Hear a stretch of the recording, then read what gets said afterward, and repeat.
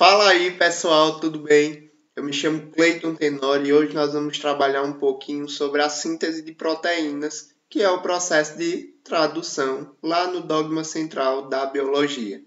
Então, o que seria essa tradução? A tradução nada mais é do que a conversão de RNA para proteína. Então, é o processo de formação das proteínas, o processo de síntese proteica. E simplesmente esse processo de tradução faz com que haja uma transferência da informação. Então, eu tenho uma informação codificada em bases nitrogenadas lá no meu DNA. Esse DNA cede informações e ocorre o processo de transcrição, que nós vimos na aula passada, e que é basicamente a transferência de DNA para RNA mensageiro.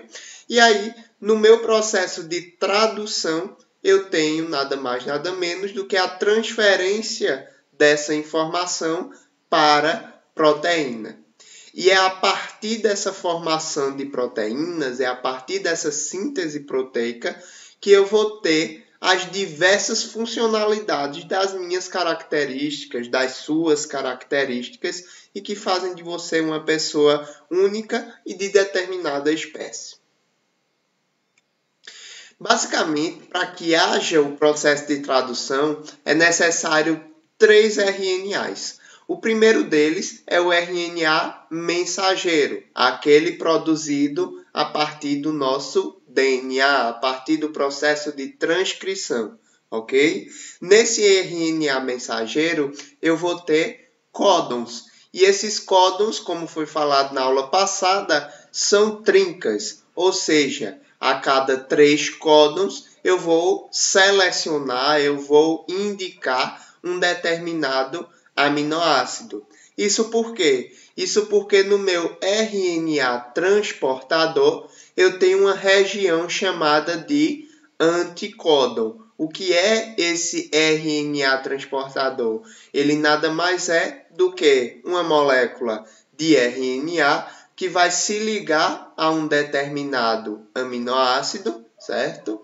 E esse determinado aminoácido só vai ser encaixado na cadeia peptídica se caso essa região do anticódon ela for conferida, ok?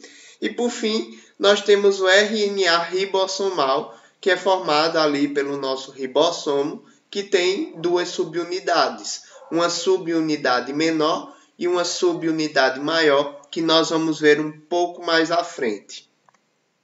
Basicamente, o nosso RNA mensageiro, ele possui 3 regiões principais. A primeira delas é o códon de iniciação, que é conferido, pelo códon ali AUG, ok? Então, o primeiro AUG da sequência de RNA vai ser, então, o início da síntese proteica, certo? O primeiro aminoácido encaixado nesse AUG vai ser ali de grande importância para o início da tradução. E aí, posterior ao primeiro AUG, nós temos diversos códons de determinação da sequência de aminoácidos. Então, digamos que aqui seja o primeiro AUG. Então, qual seria o próximo códon? Seria CGG. E aí encaixaria mais um aminoácido. Qual seria o próximo códon? GUA. E aí se encaixaria um outro aminoácido e assim sucessivamente até terminar o nosso processo de tradução. E quando é que vai ser terminado? Então, nós temos códons de terminação. Quais são esses códons de terminação? São os códons UAA, UAG e UGA. Então, nós temos 3 códons de terminação e simplesmente esses códons de terminação não tem nenhum RNA transportador que leve aminoácido para ele.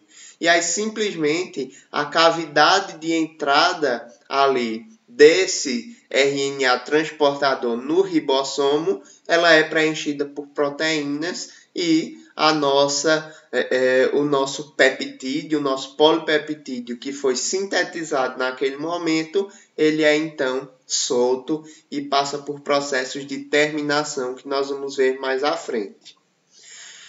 O nosso RNA transportador, como nós já falamos, é uma região ali de ligação dos aminoácidos, certo? Na cadeia peptídica, e ele faz isso graças a uma região chamada de anticódon, ok? Então, na minha sequência de RNA mensageiro, eu vou ter uma diversidade de trincas, uma diversidade de códons, ok? E aí, cada códon desse, como tendo 3 bases nitrogenadas aparentes, eles vão se encaixar e então moldar ali o nosso polipeptídeo, certo? De acordo com a necessidade ali daquele e comando, né, daquele RNA mensageiro. E o nosso RNA ribossomal, ele é o responsável ali para conferir esse processo de tradução. Então, ele passa por 3 processos principais para que haja o processo final de tradução. O primeiro deles é a iniciação da tradução, que acontece quando o meu RNA transportador encontra o primeiro AUG. O que é que ocorre? Na iniciação da tradução, a base, a porção menor ali do nosso ribossomo se encaixa ao primeiro RNA transportador. Esse primeiro RNA transportador vai ser o exato RNA que vai se encaixar nesse AUG. Qual é a sequência do anticódon? UAC,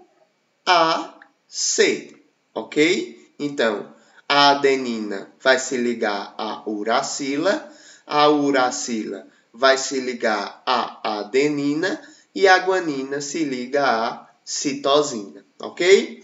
Então, esse primeiro RNA transportador formado pelo anticódon UAC,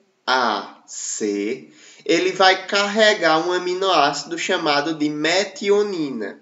Então, por regra geral, todo primeiro aminoácido de um polímero peptídico, certo? Para formar ali uma proteína, ele vai ser uma metionina. No processo ali de purificação e de formação da proteína integrada, essa metionina ela pode ou não ser retirada.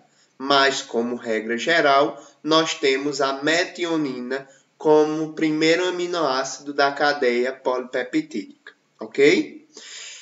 Esse grupo de região menor do ribossomo mais ali o RNA transportador carregando a metionina vai percorrer o meu RNA mensageiro.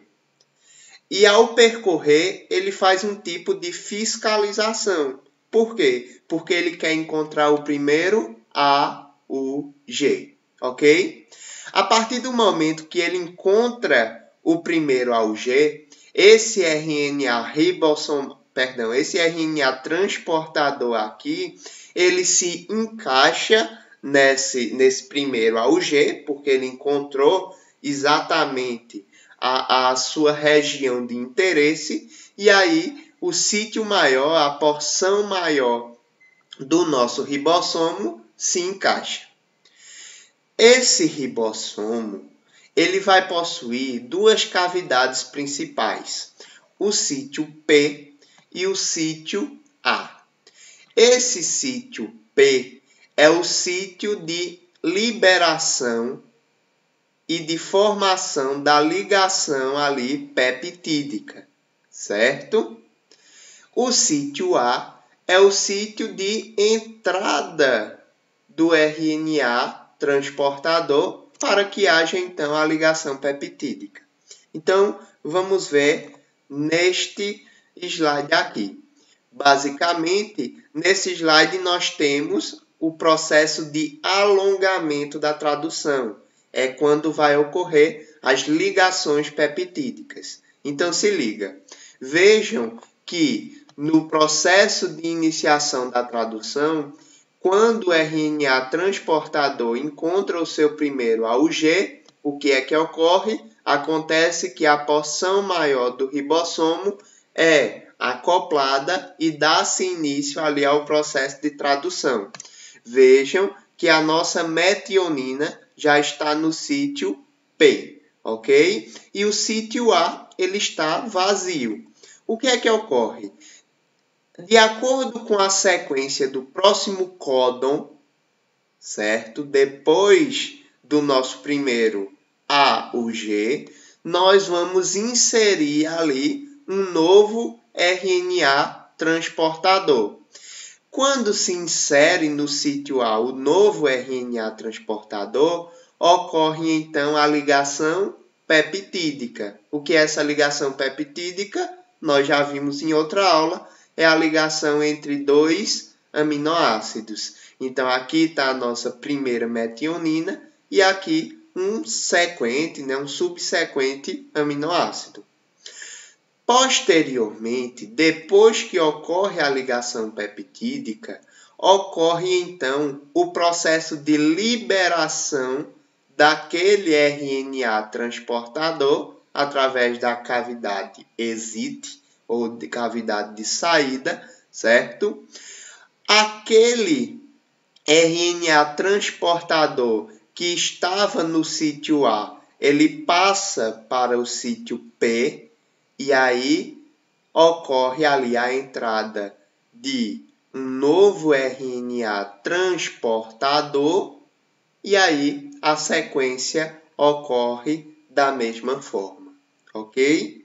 Então, vejam que no processo de terminação da tradução, a nossa proteína ela já tem um ramo muito grande. Ela já está muito avançada ali em aminoácidos. Ela tem vários aminoácidos ligados através da ligação peptídica. E aí, quando vai se terminando ali a região de produção do nosso RNA mensageiro, aparecem códons de terminação, que são eles: UAA, UAG ou UGA, certo? Esses três códons, simplesmente não existe nenhum RNA transportador que tenha o anticódon referente a esses três códons, ok? Não existe um RNA transportador referente a essas três trincas aqui. E o que é que ocorre? Simplesmente não ocorre a entrada de nenhum RNA transportador. E aí, essa cavidade do sítio A, ela é preenchida por proteínas de fatores ali de liberação.